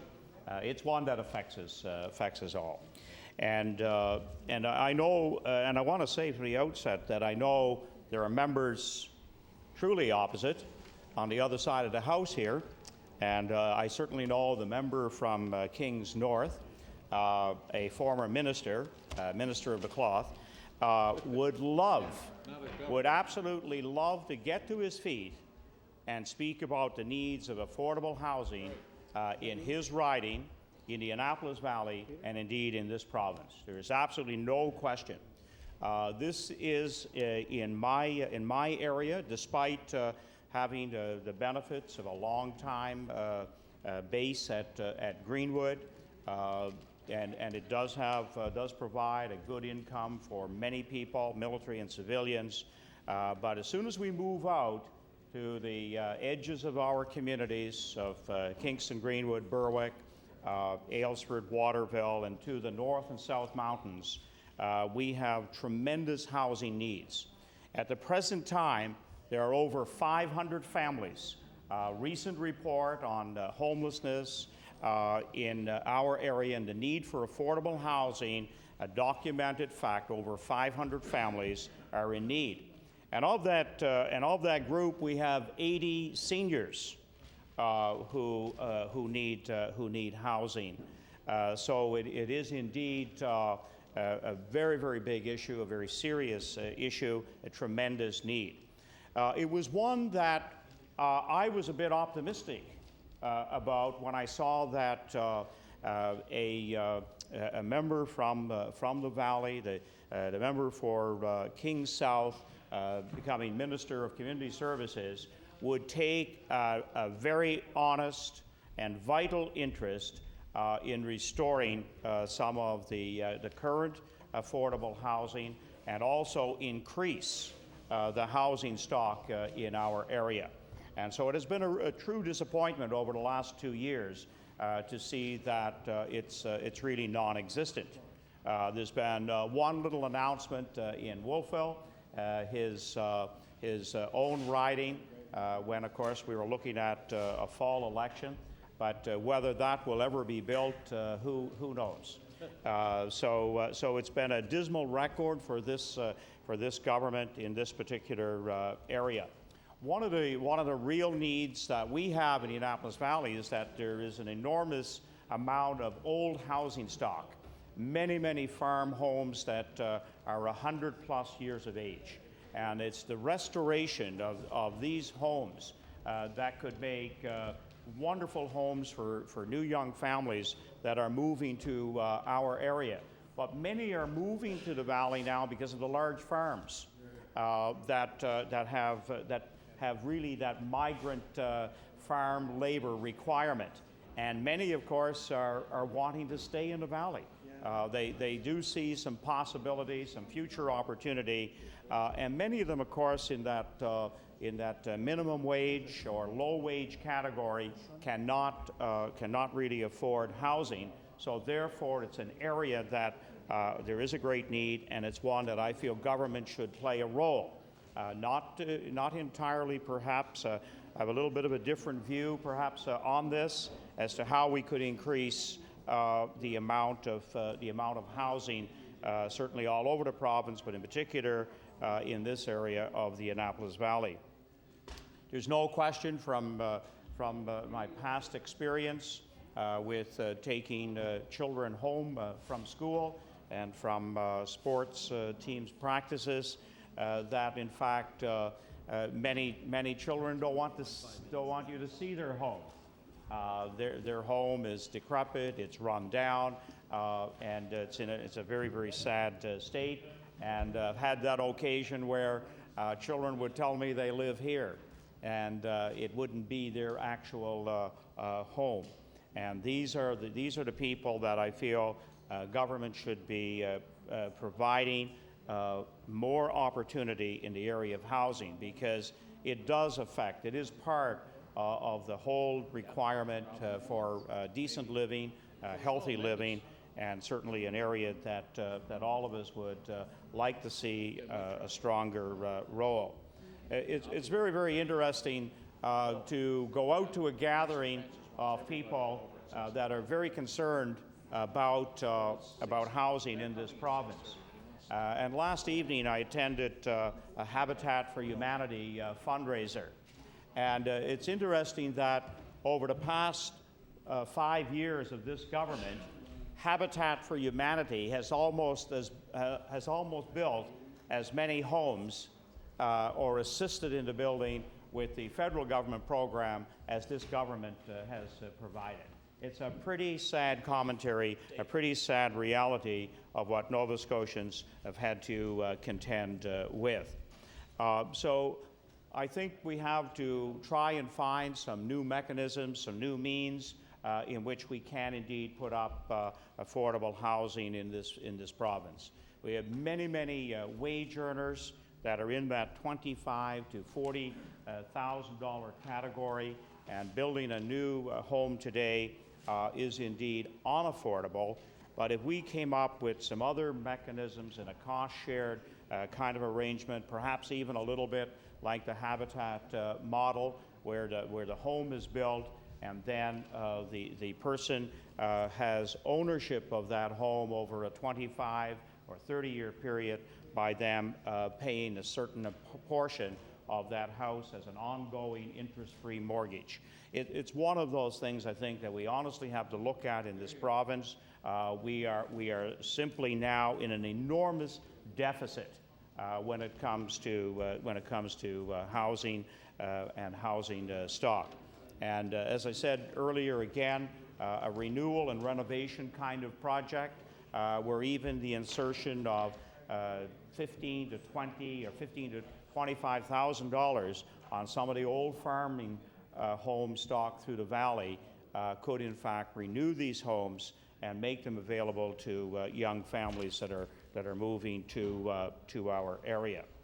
One of the realities at this time of the year, for example, I have visited a couple of homes in recent weeks where in these big old rambling homes, and they're in such poor condition, uninsulated, and they're starting to partition off a couple of rooms for the winter that they will heat.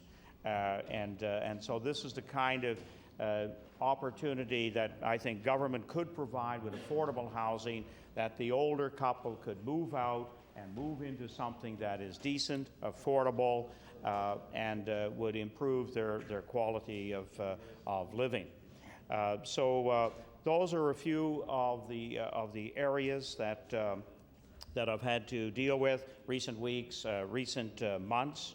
One of the organizations that I count on pretty heavily in my area, there's always at least 2 or 3 a month that I'm calling Cobequid Housing, and getting them to find housing for people in our area.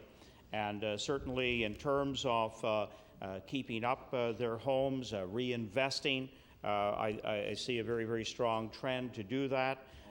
As the member opposite had mentioned as well, that much of the affordable housing that we are using in this province is now in very, very poor condition because reinvestment in it simply has not occurred. So with those remarks, I wanted to point out the challenges that perhaps all of us as MLAs are constantly dealing with, and that is the lack of housing to direct families towards, and especially families with young children who need good housing as one of the basic requirements. Thank you, Mr. Speaker. Thank you. Recognize the member for Dartmouth North. Thank you, Mr. Speaker, and I take pleasure to get up and to speak on this bill, an act to amend Chapter 213 of the Revised Statutes of 1989, the Housing Development Corporation Act. I do know that this is designed specifically to hire an auditor over and above that of the Auditor General, an auditor whom, in fact, will do the auditing of the housing within the within the Housing Development Corporation's purview. Hopefully, Mr. Speaker, that audit will, in fact, look at an auditing of the housing stock that exists throughout the entire province and where it can be best utilized. Mr. Speaker, I rise in this House because I want to thank the Minister responsible for housing, whom in fact decided to take a tour of the constituency of Dartmouth North. The Minister actually had taken that tour with myself, the MLA representing the constituency, along with the chairperson of Neighbourhood Watch. And we had toured the constituency of Dartmouth North because if any member of this Legislative Assembly looks at their statistical profiles of their electoral districts that is provided to them by the Department of Finance, they will in fact see the type of community that they have. And if you look at the statistical profile of Dartmouth North, you will recognize that 61% of the housing stock that exists in Dartmouth North is of multi-unit residential development. When I look out this window, I can see the apartment buildings arise above the trees. When you reach the pinnacle of the Angus L. MacDonald Bridge or the A. Murray McKay, as far as the eye can see, is a pinnacle of a multi-unit apartment complexes. And the reason why I bring that to the attention of this government and the minister is because there is another proposal in Dartmouth North for some more multi-unit residential developments. But before I go there, I just want to say that the Minister of Housing on our daily trip was extremely receptive to the issues and concerns of the residents of Dartmouth North. I had taken him on a tour to which is a property now vacant, the Shannon Park, and a community that was called the Shannon Heights community, which included Shannon Park and Wallace Heights. That community at one time had 3,000 citizens living in that community, approximately. Mr. Speaker, today, 80% of the Shannon Heights community is vacant. I also took the minister on a tour to an area called the Pinecrest, Brule Street, Jackson area. That area is an area that was allowed to slip in decline. Despite our objections to multi-unit residential developments going into an area adjacent to that called Highfield Park, the city government of the day decided, and the planning department, to continue on with that development. As a result of that development, a filtering effect had taken place. The filtering effect caused those individuals who could afford to move onward to move on to the new developments, allowing the existing housing stock to become vacant, empty, and generally deteriorate. I had showed the minister the number of boarded up units in that part of the constituency and the number of units that could be revitalized into housing stock instead of giving it to a private developer for some $25,000 per unit. Much the same as the honourable member who had previously spoken before me about that $25,000 being spun over into Royal Nova Scotia, into farm housing stock so that the seniors can move out and younger people can move in and revitalize that part of the community. This is the kind of thing that is happening, Mr. Speaker. It's the kind of thing that you need to know. The minister recognized it, I must say, in fairness to the minister, he certainly said that he would take it back and certainly have a look at what the government could do with respect to dispensing dollars into this neighborhood. And I have to tell you that I was absolutely amazed that someone from the minister's office called the next day and actually asked for a listing of the vacant units that existed in that community and to see what they could possibly do. And as a matter of fact, there might be some conversation with agencies and organizations who can bring up that stock. Because in this particular community, Mr. Speaker, exists an elementary school that's underutilized, a junior high school that's underutilized. It has a central transfer point. It has a shopping center, and the Dartmouth North Community Center is located there.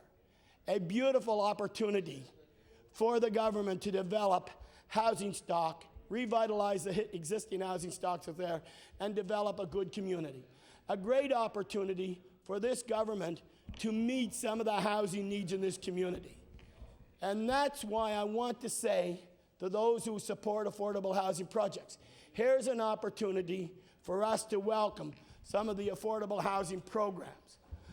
I also want to say, Mr. Speaker, that I had taken the minister on a trip to a developer who has made a request for a grant from the Department of Housing to develop housing stock within the Dartmouth North constituency. This developer is trading on the stock market. This developer acquired this property a year and a half ago. The property is approximately some 50 years old or more. The developer has, on this existing land, 196 units, Mr. Speaker. The developer is piecemealing this property, and wants to put in another 60 units of affordable housing through the Affordable Housing Grant. And further down the road to make application again for another 68 units plus a number of townhouses units on the property. This, in my opinion, adds nothing to healthy communities, but allows the investment property owner to speculate the maximum use of that property. Believe it or not, Mr. Speaker, there is also a public housing unit directly across from it. Excuse me.